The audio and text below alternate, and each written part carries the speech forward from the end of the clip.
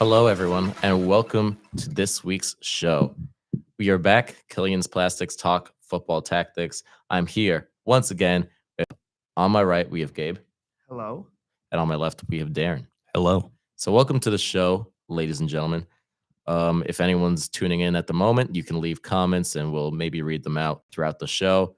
But yeah, we got a good amount to talk about. The Champions League is today and yesterday. We had some interesting two huge games, really, the PSG Bayern and the Liverpool Madrid game. And we also have coverage of different leagues, which will focus in on the Premier League. We'll talk about our predictions from last week. We'll do our predictions for the upcoming weekend, too. So, where should we start? I mean, we could start with the Premier League because it happened first, and we can kind of tie that into the Champions League games, at least for the teams who played in both. So, overall, it was an interesting week in the Premier League. I mean, the big sides all won: City, Liverpool, Arsenal, um, not Tottenham. What about United? United did not win as I predicted because Sean Dyche. How is he going to lose? He's Sean Dyche. To be fair, Man United should have had it and choked, but Uh, regardless. And no, I think a draw was a fair result. I mean, it was cleared off the line towards late. We could talk about that one to start off then, even though it's not in order. But yeah, no, it was a good game. United conceded 2 goals really quickly. But I think a fair result was a draw. I mean, I don't think one team was necessarily a lot better than the other. I think Nottingham Forest is going to be a difficult side to play against this season, especially at home now that Sean Dyche is in charge. So for United's sake, I think a draw is a good result. I really do. I don't like United, but being unbiased, I think a draw is a good result. It's not a good result for the United Strand, who we mentioned again. His hair cannot be cut because they needed 5 wins in a row. And United have only gotten 3 and they just tied. So that would have been 4 if they beat Nottingham Forest. It's only 3. So yeah, this man will never get a haircut. Unlike Gabe, who got a haircut and he wanted to show off to the camera how amazing he looks. So To be leave a fair, comment if you think Gabe's hair looks incredible because I know he's really farming attentions. saying that like I made one joke beforehand, and then you guys immediately do this on camera is crazy work from y'all. I called you an elf. Get it correctly. But yeah, no, leave a like if you think Gabe's hair looks amazing, and I'm sure the ladies agree. So on to the next part. We move on from United. We'll kind of start off with the earlier games. First game we had Brighton versus Leeds, which was 3-0 Brighton. I actually think I corrected that perfectly right, if I'm not being wrong. Overall, we'll mention the predictions from last week. So it turns out that Gabe and Darren over here, these guys got a total of 10 points for predictions of the week, which was not too bad. Not too bad. Isn't that an improvement from last week? I think so. It we is had an 9. improvement. I think we had A 9. 1 point thing. So yeah, I mean, we can go through a couple different results if I get my binoculars out and I'll be able to see. There we go. Now we can finally see. So we'll read some of these out. You guys predicted that it'd be a 2-2 draw in the Leeds versus Brighton game. I didn't agree with that because the Leeds haven't been great away from home. And Brighton, I thought they'd bounce back. They're a good side. They're a good side. They lost against United. And the result was 3-0. I predicted 3-1. So what do you guys think about that? Are you guys kind of regretting your choice? I mean, Brighton at home, I'm surprised you guys didn't predict them to win. I mean, Brighton have been kind of inconsistent, especially in recent games. So I can't say I hate the call with that. I agree. Like I said, Brighton's been too inconsistent. I can't really fault our prediction. Maybe we should have predicted a win for Brighton, but not really. I'm not going to say I'm upset with it. I also got to respond to an individual in the chat real quick. And Alpa Athletic, we're winning by 5. You're losing again. We are. We'll mention the Definitely- Champions we're League in a definitely bit. We'll losing mention the again. Champions League in a bit. But yeah, good win for Brighton. I mean, a much required win. You expect to win these games at home against lower level sides. So yeah, 3-0. That's a good result from them. Next, we have Burnley, who lost to Arsenal. Arsenal are keeping up their fine form, winning again. And I think everyone expected Arsenal to win. It was just a matter of by how much. They said it'd be 3-0. I said it'd be 2-0. So I got the exact right score. But yeah, no surprise there. Burnley, these type of games are not the games that keep you up in the Premier League. The type of games are beating teams like Leeds beating teams like Wolves. And so far, they've been able to do that. So that's important for them. But yeah, Arsenal, it's a good result. As long as they keep winning, doesn't matter how they do it, they'll be likely able to win the Premier League. So, I mean, the big thing for them will be next week's fixture because depending on who wins that City versus Liverpool game, it'll make a big difference in the title race. So, yeah, good win for Arsenal. Victor Gyökeres, who scored as he always does against the small-sided teams. He can't score against the good teams. He only scores against the bad. But I think he's injured now, so we won't be seeing him for a little bit of time. That's why they look so good yesterday. The main thing I will say is that earlier in the past few years, these are the types of games that Arsenal would end up losing. So the fact that they're able to now win these games is kind of what you expect from Arsenal. So credit to them for finally That is being true. able to win That those is games true. now. Yeah, so a good win for Arsenal. They're still top of the Premier League, and they probably will be for a good bit more. I can't see them losing the game in the near future, so we'll see what happens there. Next, we got Palace at home to Brentford. I think both of us predicted that Palace would win that game. You guys said 2-1. I said 3-0. It was a 2-0 win for Palace, which I'm not surprised. Brentford, they're not great away from home, but Palace, they're a good side. Even when they lose a player like Eze, they still show they're a pretty decent side. They're beating some big teams. And at home, you kind of expect them to get a good result. So I'm not too surprised about that. Mateta scored, which isn't too surprising either. He's in good form. He got called up for France recently.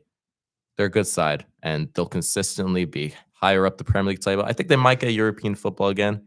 I'm not sure, but they'll at least be in the top half. That's for sure. All right, on to Fulham versus Wolves. And Wolves are just really bad, aren't they? There's really no other way to sugarcoat it. They stink, and they're going to get relegated. Go closer to Mike. You're Sorry, cutting out. there's no real way to sugarcoat it. They stink, and they're going to get relegated. I mean, unless something changes, that's the big thing. Because that's what I always think when you do it. For the people who predict the Premier League at the start of the season, the thing is you never know because you could predict one thing to happen. And then, for instance, I don't know exactly, but you could predict one team to do really bad in the Premier League to maybe get relegated, and then they get a new manager, they get their manager fired, and they get a new manager who's really good, and they start doing really well. So that's why I think Premier League predictions are always difficult to do because stuff can change so quickly, and you can't really foresee it. But we'll see how long, because if they keep losing Wolves, something has to change, and I don't know. But 3-0 win for Fulham, honestly, easy and well deserved. Fulham needed a win. They hadn't gotten good results recently. It's not like Fulham are an incredible side. They're very much an all right side. So that's very concerning for Wolves. Very concerning. Like I said, just going off the back of them getting a new coach, if I'm not mistaken, they're also in contact with Gary O'Neill again to be their coach once more. So that would be like the most bizarre decision ever because their coach was Gary O'Neill. Then they fired Gary O'Neill for their current coach, Pereira. Is that his name? Yep. Pereira. And now they're going to fire Pereira for Gary O'Neill, who they fired for Pereira because Gary O'Neill wasn't doing good. This makes no sense. You already know that he failed. Why are you going to bring him back? Wolves, go ahead and do that. If you get Gary O'Neill, enjoy your relegation. I really don't know what to say. I mean, they just continue to be a dumpster fire of an organization. Yeah, I really don't know. But yeah, Wolves, something's got to be fixed soon. All right, next we talked about United versus Forest. We got Spurs against Chelsea. We could speak on this for a little bit longer. It was one of the bigger games of the weekend. And honestly, Tottenham did win yesterday, which we can mention in par with this. We can kind of combine the conversation a little bit. But that game against Chelsea, that was one of the most boring games I watched. Tottenham were horrible. Horrible. But they came out with the win. What? Wait, hold up. We're talking about Tottenham versus Chelsea. Oh, never mind. I thought They did not come out with a win. Apologies. They came out with the win yesterday. They were not horrible yesterday. Yeah. They scored 4 goals. They looked very bad. Yeah, There's The Chelsea game, they looked horrible. There's no way to sugarcoat it. They looked very bad. They got away with multiple mistakes before that goal. And Jed Spence, 2 giveaways, got away with it. Then Van de Ven decided to try and dribble out and lost it again. And honestly, they should have lost by more if Chelsea was more clinical. But just was not a good game from them. I mean, they were booed off the field by their fans, the Tottenham fans. I think I saw a stat. I can't say exactly, but I think their expected goals within the last 15 minutes was less than point 0.1. I think that's right. I'm not sure exactly. I might be wrong, but I know it's extremely low. Expected goals, as it sounds, is the amount of goals you're expected to score from chances you create and different shots you have. And they were losing with 10 minutes to go. You have to go get a goal to equalize, and to have an expected goals that low just shows where's the creativity. I don't know. But Tottenham, they've been struggling at home, even though they won yesterday. But Copenhagen's a big difference to playing Chelsea. So I don't know how much you want to compare that. But yeah, we'll see. Tottenham, they've gotten some good results like we talked about last week away to Everton. But I don't know. It's a different story playing at home. When you play at home, you got to play a different style of football. You can't play as passive. When they can play away, they can kind of break more. So we'll see. I bet they'll eventually figure it out because they got player quality and a highly rated coach, from my opinion, Thomas Frank. So we'll see. But yeah, only a 1-0 loss, but performance was a lot worse than that. A lot worse. But a good start considering we won yesterday with Brennan Johnson scoring and getting sent off, and Richarlison missing a penalty that he took from a teenager, I think. I think so. These when you're looking at your bench and you see Richarlison, you know something is very wrong.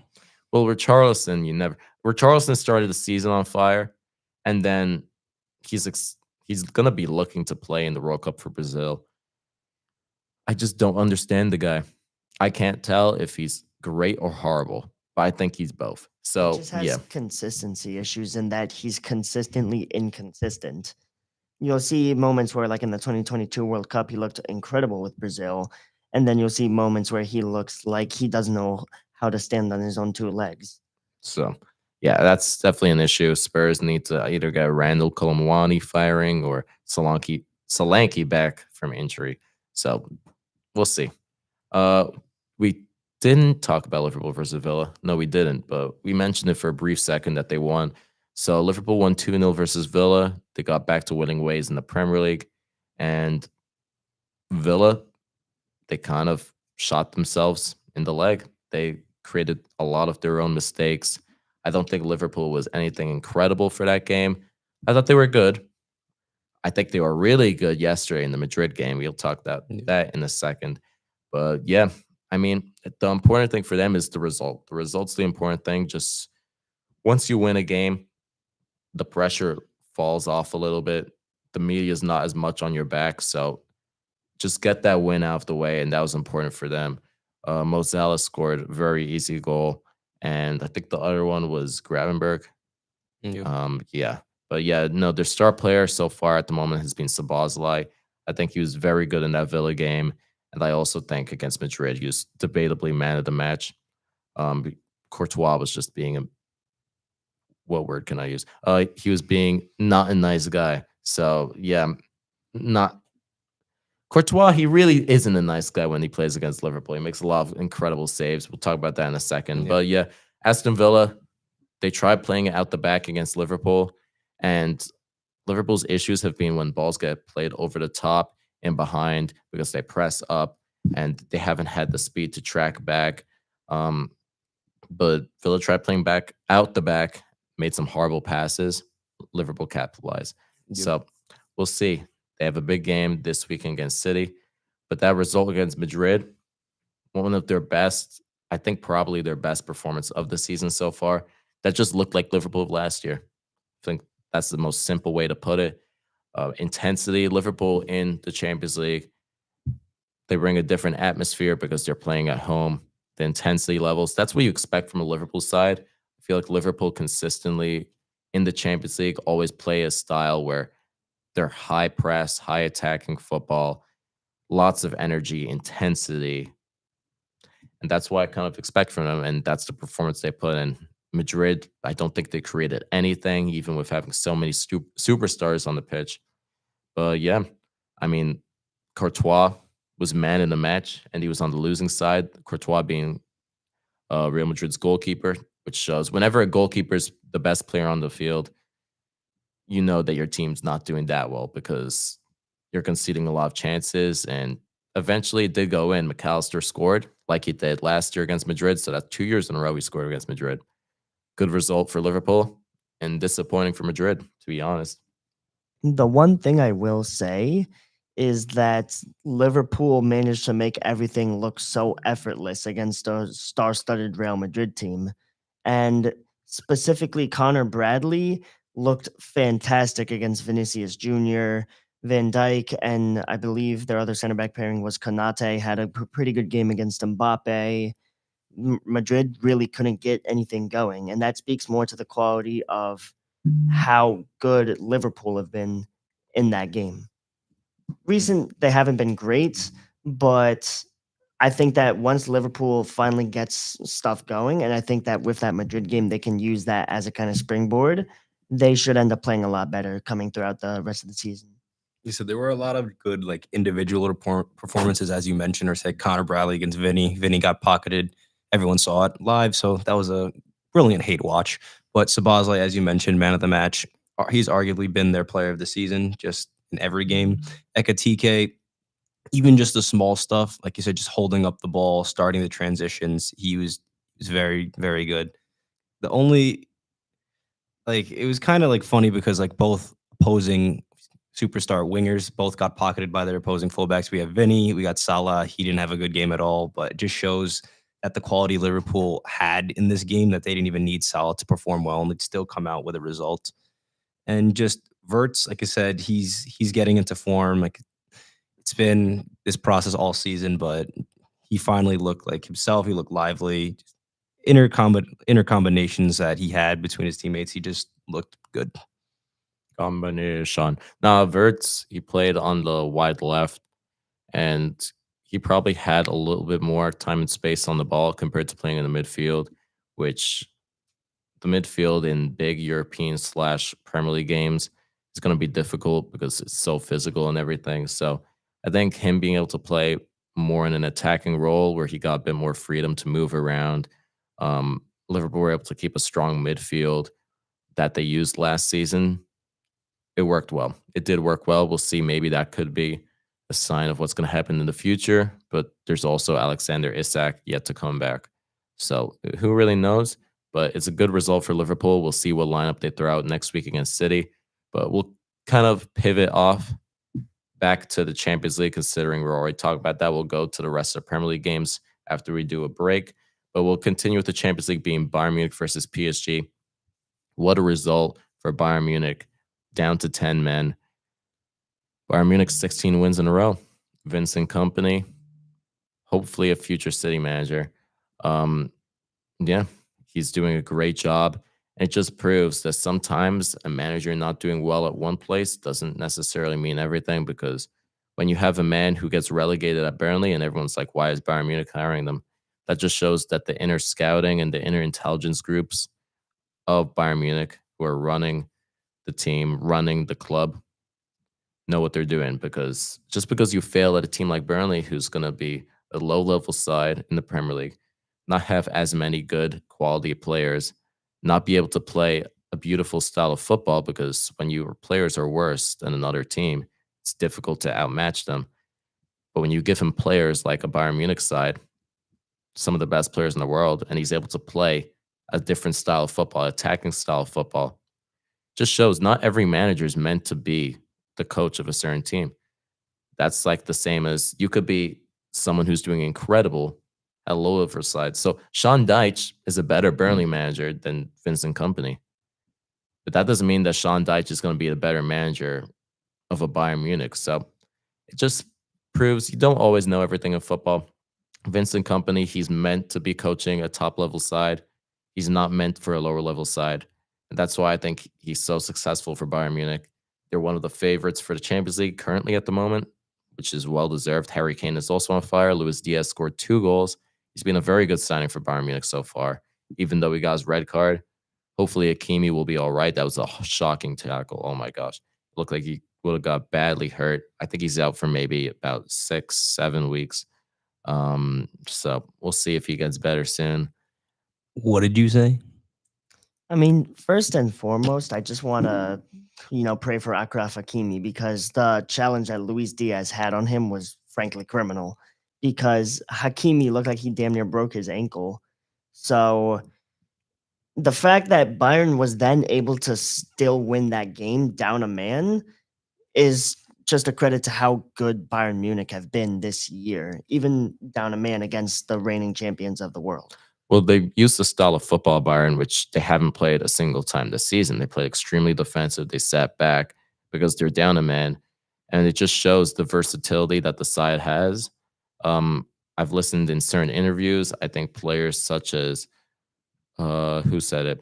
I think it was Jonathan Tah. I may be wrong. I was one of the defensive players at least, and they were mentioning the fact that Bayern Munich practice, the company has some practice in training sessions where one team is an overload of players, being the fact that one team's playing with 10 and one team's playing with 8. So you're at least getting to adapt to different situations, adapt to a scenario where your team's down a certain players, which forces you to play a different style of football. And I guess this training's paying off because PSG, the reigning Champions League winners, they are missing players. Dembele's got injured during the game. Doué's been injured. Hakimi got injured. I think Nuno Mensch is now injured too after that game. But they're still very, very good side with a great coach and some great players. They were able to grab one goal, but clearly wasn't enough. So huge win for Bayern Munich. I think in the grand scheme of things for this Champions League season, it won't mean much because who knows? PSG, they didn't even make the top 8 in the Champions League last year, and they went on to win the whole competition. So So we don't really know.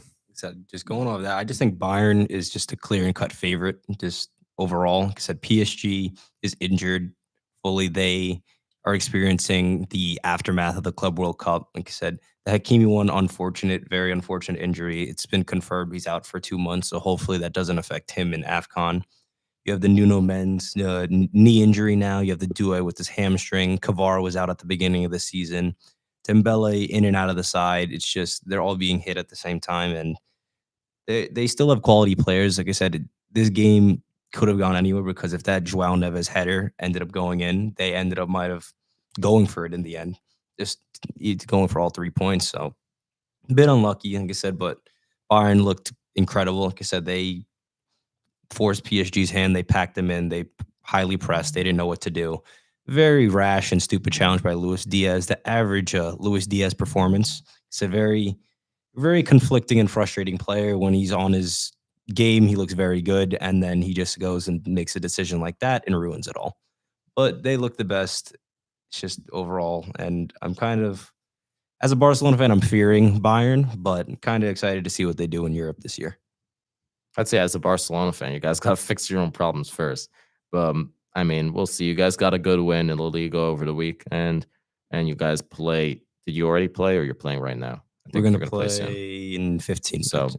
yeah, I mean, the thing with Barcelona is Lamine Yamal did score. Talking on them for a second over the weekend, so we'll see if he plays today. He's in and out, struggling with injury, which is a worry. When you pick up injuries young, you don't want it to continue throughout your career. You got to be careful there. So if he keeps up this consistency of getting injured, who knows? It's a threat because that's how it starts.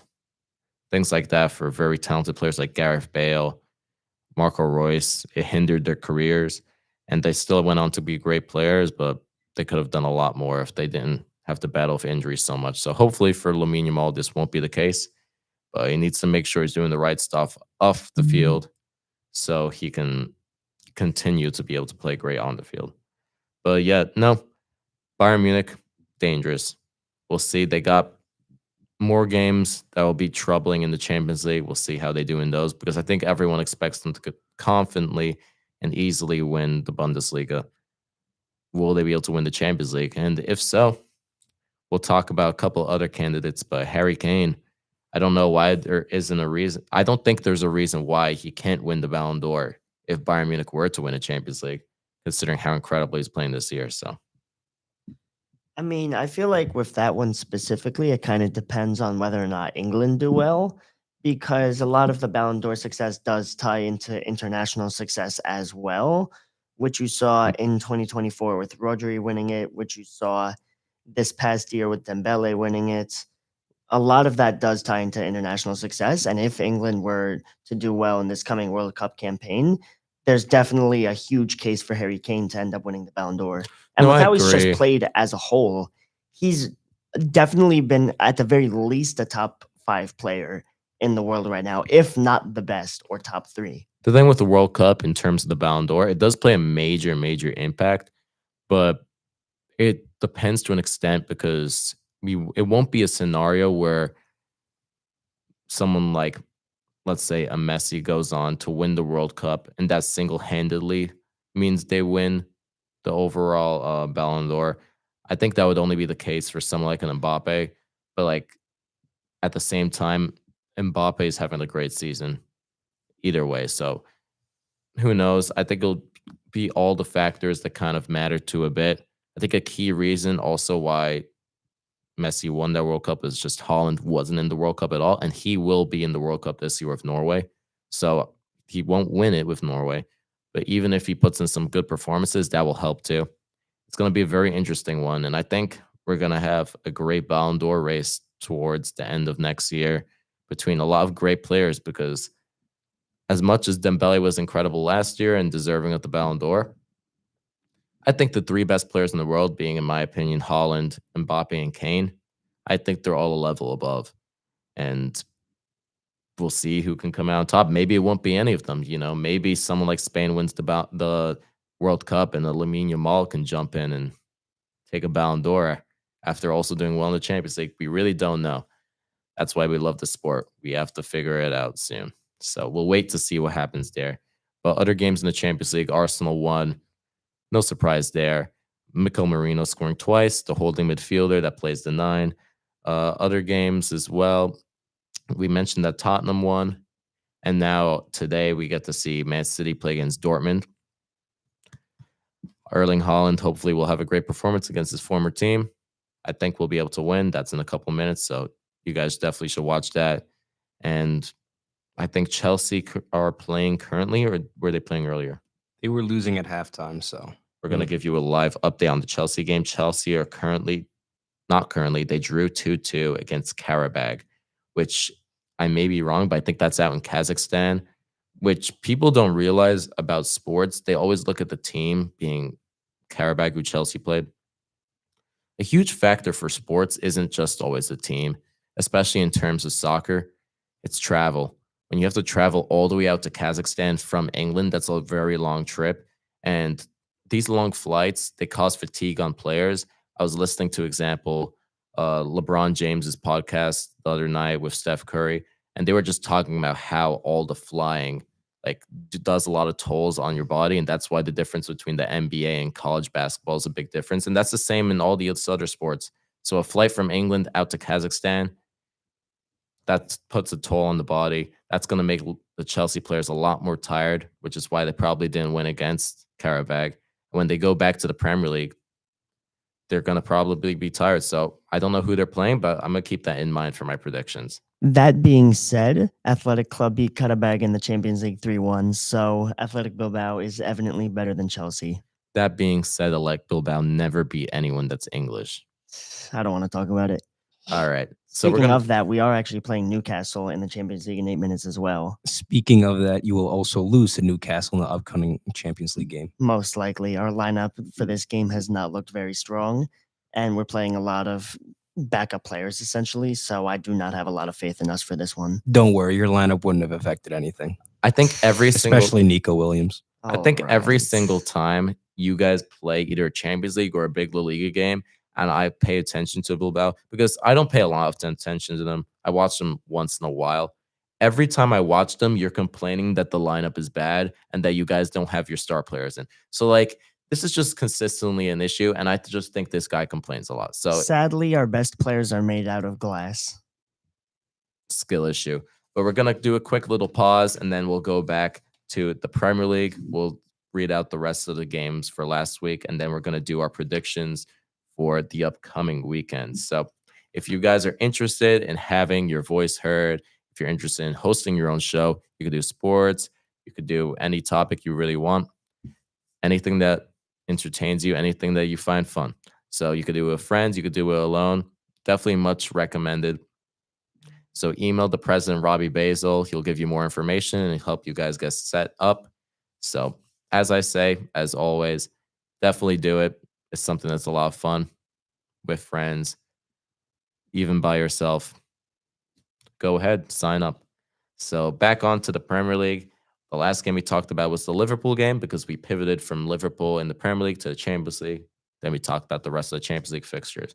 So, after the Liverpool game, we got West Ham versus Newcastle, which sadly, if I'm going to quote myself or paraphrase, I don't know the exact quote, I think I said, West Ham are going to win soon.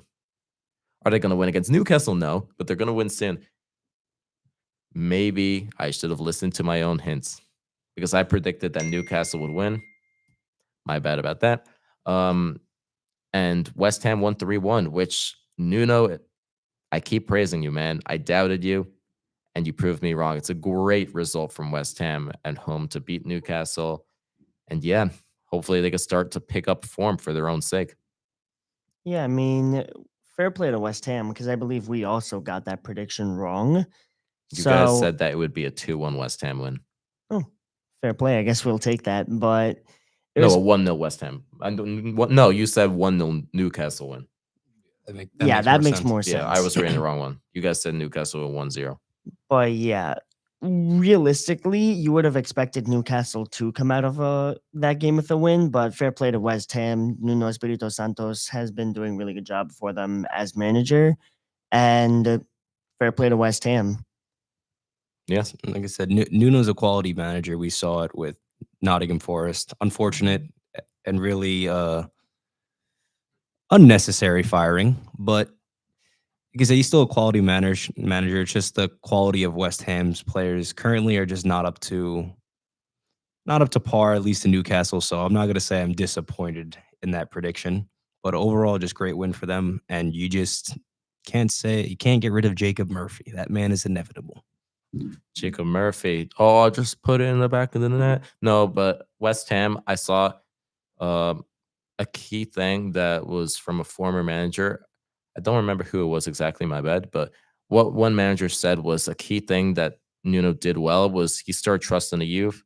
He put in this new midfielder who looks like he's going to be a great player. I mean, West Ham, they've been known for academy midfielders becoming successful, just like Declan Rice, Frank Lampard, even Mark Noble, who had a long spell at West Ham. And this kid coming through, he looks pretty good.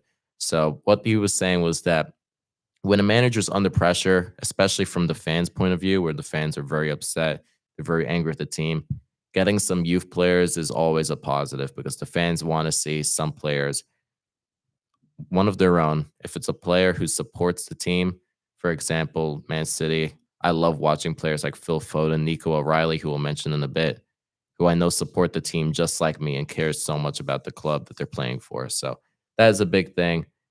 And speaking of Man City, we're going to move on to Man City versus Bournemouth, where City won 3-1, 2 goals from Haaland, who dressed up as the Joker for Halloween, just like me, I guess. But yeah, Not even remotely close. exact thing. Played into our hands. They really did. Haaland, 2 goals. Nico O'Reilly, he's a number 10. He's a number 10 playing left back. And that goal he scored, that just proves why he's able to do what he can do there. But for one of the best pressing stats in the entire league. And they pressed very quality and talent, such as players like Shirky, such as players like Doku and Foden, where Pep set up a system where the three of them became so inverted, so tight in between the lines, finding the pockets on the inside. It was a really great tactic, and they had the 2 wing backs, such as Nico O'Reilly and Nunes. It was really, really good. Great tactical display from Pep, showing why he's the best in the world. And when you have Doku and Shirky in between those pockets, Doku who's able to quickly beat a man on the inside, which is a great quality. When you can beat a guy on the middle, you're straight through. When you beat on the wide, you always have a player that you have to cut past again. So Pep was explaining why that works so well for Doku. To quote Pep, he said, "I'm a genius," which you are, Pep. I love you, man. But Shirky, 2 assists. This guy is going to be a threat to the Premier League. The only thing is, it's going to take a bit more time. He needs to learn a bit more about the defensive side of things, where he has to move in and out of possession. And Foden, another good performance. But Haaland scores twice. Hopefully, he'll score again today. I got Haaland on the back of my shirt because he is the best striker in the world. It's a little bit debatable. A little bit. I mean, Ferran. Absolutely we're not. really we're don't really worry. just rage baiting live on camera right now. Bro just said the shark Farron. That yeah, no, you know what? We're gonna put him on mute. We're gonna put him on mute. He's in timeout for the next 30 seconds. But yeah, what do you think, Gabe, about that City one? I definitely think that the fact that Cherki has been so good for Man City has been a huge plus for them. I saw a stat somewhere online that said that in his past 2 games played with Man City, or his 2 starts, he has 4 goal contributions, which speaks to the talent that he is. Pep himself said that Cherki is one of the most, if not the most talented players he's ever played with. And when you're Well, talking about Pep coached. Guardiola, who's coached players like Messi, that is huge praise to kind of go along with that. And fair play to Man City for being able to beat a pretty solid Bournemouth team. I can't necessarily work out why Bournemouth didn't abandon the high line against Haaland, because Haaland is such a quick player. And if all you have to do is get him in behind, it makes his job that much easier. But Man Mhm. City looked very good. Shout out to Tyler Adams on Bournemouth's end for scoring, although it probably shouldn't have stood. He But pulled Donnarumma. Yeah, it was a good result for Man City. it was. And I mean, the thing with Shirky as well is he's still only 22 years old, which he looks older. Yeah, we just unmuted Darren. He looks older than what he is. I mean, he probably doesn't look 22, but yeah, that just shows that he's got so much time to learn, to improve, and he's already that good to start off with. So very exciting. And then the last game of the weekend, we got Sunderland against Everton. You guys predicted that Sunderland would win 3-1. I said it'd be a draw, but I said it'd be 2-2, and it was a 1-1 draw. Overall, I think both sides would be happy with that result, to be honest. I think that we were kind of riding the Sunderland train a little bit too much after that win against Chelsea, and we kind of had to lower ourselves back to expectations. It is still Sunderland, and Everton is a good team. They are. They are. And you know who's really good? Jack Grealish. I thought he was going to go with Tierno Barry, but Either way, it's the wrong answer. It's Element and Jai, because that goal, if you didn't see the goal, go on YouTube, go on TikTok, go on Instagram Reels. I don't know how you guys find your stuff, but either way, you'll see an absolute beauty from Element and Jai. he's What a goal. been such a good player for them for quite a few years now. So Yes. he's been like their focal point of offense. And despite them employing players like Beto, the fact that they've still looked good, it's been largely thanks due to Iliman and Ndiaye. Yeah, no, poor Beto, man. Like, you guys are like, I don't think he's great, but you guys go in on him every single week. Imagine he tunes into the show like, hey, Beto, thanks for watching. We're just going to hate on you every single episode. But no, Element Jai, I have him in fantasy, but I've always rooted for him. Just backstory on Element Jai a little bit. He wasn't even in one of the like top team academies. He wasn't like at an Arsenal academy or anything. He was just playing lower league, Sunday league, which is essentially just signing up to go kick around, have fun. And he got picked up by this thing called Rising Ballers, which is pretty much they pick up young, talented players who don't play for any of the professional academies. And he built himself up to the point where now he's a Premier League player he's and one of the playing for most national exciting team. ones. Yeah, he's playing for Senegal, who will be playing in the African Cup of Nations. So he'll be exciting to watch in that. So Element Jai, man, he's a joy to watch. I think everyone loves his dribbling, his vision, and he's exciting. So that's the big thing. I love to see an exciting player. I think we all do. If you don't, then you're not right. You're not watching this sport for the right reasons. So Like I said, just going off your comment, I don't think a mid striker like Beto is going to tune into our podcast when he's too busy, when he's too busy worrying about a world class number 9 in Tierno Barry. all right. But Why are we really going to disrespect the podcast like that? Of course, Beto's watching right now. But Iliman Ndiaye has looked very good this past seasons in general, and I'm kind of excited to see where he moves in the future. Maybe it's Spurs, but Anyways, I could kind of see that. I That's an could see it interesting one. too because they were advocating for it on Twitter. You know what, Beto? If you score next week, I'm gonna do a whole segment on you. So thanks for watching, Beto, because I know you definitely are for I sure. have some terrible news for you, in which neither of those is happening. All right, moving on from the Beto hate train, we got the predictions for next weekend. And first off, we start with Tottenham Hotspur versus Manchester United. I think that the Spurs are going to lose, and that it would have been hilarious because the United strand could have gotten his hair cut, and they just happened to draw to what was it, Forest? Yeah, Forest. Forest. Sean Dyche. Like I said, I do also think Spurs are going to lose. I said they have been very inconsistent, especially in the league. And just with Harry Maguire, I'm pretty sure he's back now for And Man United. United have looked good recently He as said well. the only issue United in the Forest game is that they could not clear the ball at all, at least aerially. Spurs don't have a lot of aerial targets other than Richarlison. Van de Ven. Yeah, well, that's their 9. We don't talk about that. That's their 9. But they don't really have a lot of aerial targets other than those 2. So with Harry Maguire back, I think the defense will be back on track, and I think United will probably win 2-1. All right, you guys are going with 2-1. I'm comfortable for with that. United. Yeah. I think it's gonna be 2-2. I don't know. I'm just trying to think. I don't think United are as good to the point that they're gonna go to Tottenham and win. But I think Tottenham aren't great at home. I think 2-2. Hopefully there will be goals. I don't know. I just got a gut feeling, so I'm gonna go with that. Hopefully we got a good game. If United lose, I'll be happy as usual. And if they win, I don't care. So moving on, we got Everton at home to Fulham. Both teams got decent results. Everton going away to Sunderland's not easy.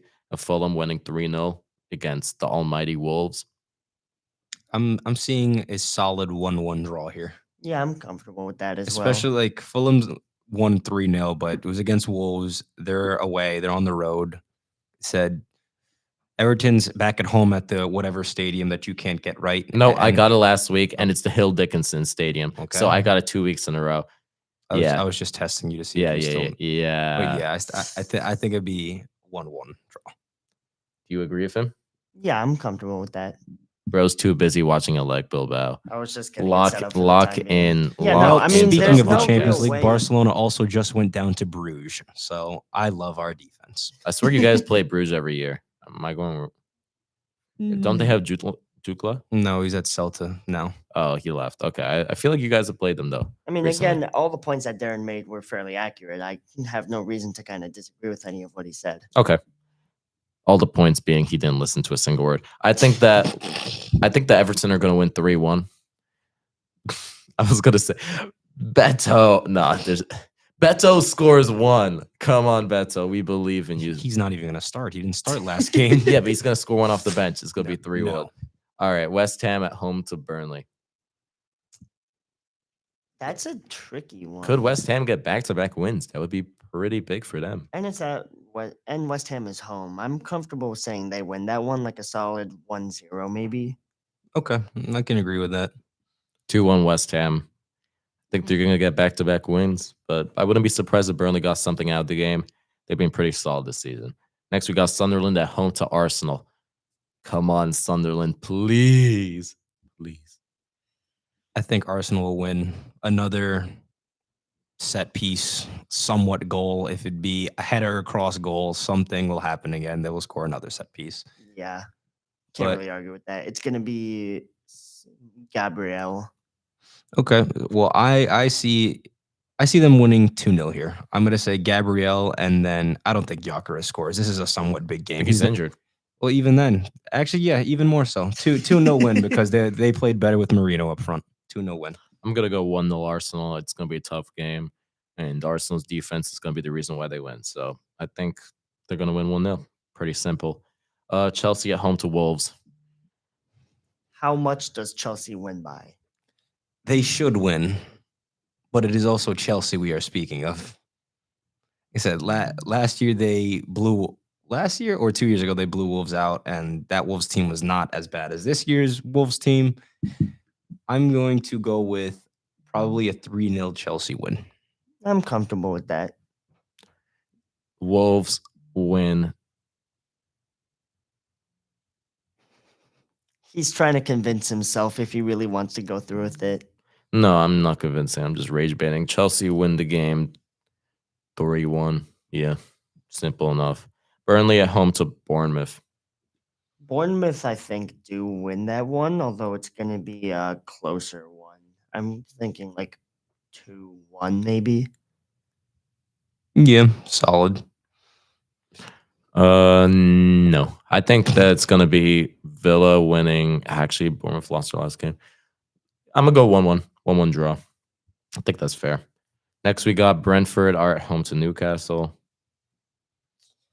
I do think Newcastle wins that one as they just scored in the Champions League game. And it was just Joelinton- got never mind, it was offside. just offsides. This is why you pay attention to the podcast instead of Gabe. I mean, I was Exactly. just talking about Newcastle, and they just happened to score on the game, but it was ruled offsides. That being said, I do still think Newcastle is better than Brentford and should be able to win that one, despite the fact that they lost to West Ham just recently. Even on the road? I still think Newcastle is a better team. And I'm comfortable with that saying it's like a 2-0. Okay. It's gonna be Brentford aren't gonna lose. So I'm gonna go 1-1. I think 1-1's not a bad result considering Brentford are good at home. And Newcastle, they're gonna be a bit more tired considering they play midweek, as in the game that's playing right as this moment. That's on his phone, if you could possibly see it behind the audio thing there. So yeah, I think 1-1's fair. Next, we got Crystal Palace at home to Brighton in I don't know what the name of the derby is, but they got some sort of rivalry for some random reason. They're not even close to each other. Brighton's all the way on Brighton Beach. I don't know why they hate each other, but for some reason they do.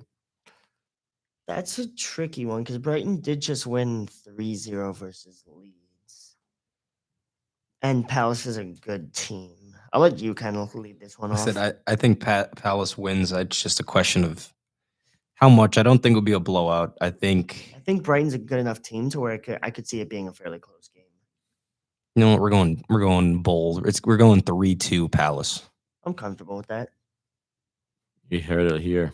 Gabe's comfortable with it. I don't know. Struggling to find a good answer for this. I think 2-1 Palace is a fair result. Palace at home. I think if it was the other way around, I'd maybe go with a Palace draw to Brighton. I think Palace is the better side, but I think Brighton is good too. So I think 2-1's fair. Honestly, any sort of result, I wouldn't be surprised. A Brighton win, a draw, a Crystal Palace win, I wouldn't be surprised. So it's a difficult game to call, but I think it's going to be 2-1. And Newcastle, have just scored. who was it? I think it was Dan Burn. Oh, Off a set piece. Dan Burn, Mr. 6 foot, Yep, it was Dan Burn. Mr. 6'7". So yeah, Dan Burn and Gabe's gonna go home and cry. That's what you guys will see, not on camera. Then we got Nottingham Forest at home to Leeds. Will Sean Dyche get his first win? You need to For Nottingham stop Forest. that voice, man. It's Yeah. you just don't got it. I could see Forest winning this. I think they'll get their first one here. Same And- here. It's just that how confident are we in that? I say Forest wins 2-1, and I'm gonna say for Leeds, Okafor will be on the score sheet. I mean, I'm comfortable with saying that. The main It's comfortable thing is again. that they didn't score versus Brighton away from home, so I'd be more inclined to 2-0, but I'm comfortable with you saying 2-1. I'd say for my prediction, I think Forest will beat Leeds. I don't know about how many. You guys said 2-1, right? We did. Yep. I'll go 1-0. 1-0 Forest. Good win for that. And then the big game of the weekend, we got City versus Liverpool. Realistically, City should win that. Yeah, I say City wins. But speaking of City, the best striker in the world just scored, Ferran. So I do think City wins How is that speaking of is- there's City? no because we correlation. had a Farron and Holland argument. Yeah, There's but like the only correlation is that Ferran was a former City player. that. No, Yeah, it's just he's the better striker. So I think City wins. I think, don't even think Farron's mom believes he's a better striker than Holland. But yeah. Liverpool's defense is too much of an issue. Like I said, I just think the Liverpool left back, regardless of who they start, will have an issue with City's right hand side, especially if they continue with the new tactics that they've started using. But I think it'll be a win for City. I'm saying Nordershvili's good. I'm gonna say it's 2-0 or 2-1. What do you think? I'm gonna say 2-0 just because I don't think Liverpool's attack is quite there yet. And granted, it is Salah against Nico O'Reilly, but still, I still think that City can keep a clean sheet. Salah's not doing anything. He struggled against Alvaro. Caucheras is underrated. Former United player, by the way. No, he's a good player. But Nico O'Reilly's also a good player and he did very well against Saka earlier in the year. I think City hopefully will win. It'd be a huge win if we do. I think it'll go more with what I hope than I fully think, but it's a little bit of both. I think 3-1. I don't know. If we take it to Liverpool, if we don't play too passive and we actually go on to try and win the game, I do think we are the better side personally. And I think we can win 3-1. I think that Salah hasn't been as big of a threat, but he can always pop up with a goal. I think we got the stronger midfield. I'm interested to see what setup we're going to use. I'm assuming Nico Gonzalez will start. He's been very good in recent weeks. I wouldn't be even that surprised if it was a double pivot of him and potentially even Rodri. I could see that being something that's used when both of them are fit later in the Champions League, especially. And then I'm guessing Reinders will come back into the starting lineup as well. I really don't know exactly what will be the lineup, but either way, Liverpool defensively have looked like they have many, many liabilities. And with how good we have attacking talent, being players like Holland, Doku, then players like Marmoush, who's a threat to run straight at Liverpool, we can go and try and win the game. So if we go for it, I think we'll win. My only worry is we play passive and it ends up being a draw. So hopefully we can get the win there. Hopefully we can get the win against Dortmund. And hopefully Arsenal lose every game for the rest of the year. So, yeah, I think that's going to be the end of the show because my fellow guest, especially Mr. Martin Hughes over here, isn't too locked in. As you can see, he's on the verge of tears because of like Bilbao are about to lose. So we're going to leave. You guys go enjoy the rest of the football today, the Champions League, and we'll see you again next week for our show. Thank you for watching another episode. Thank you for my guests for being on the show, for the amount of time he mentally was here on the show at least. And I will see you again soon. Thank you guys and peace.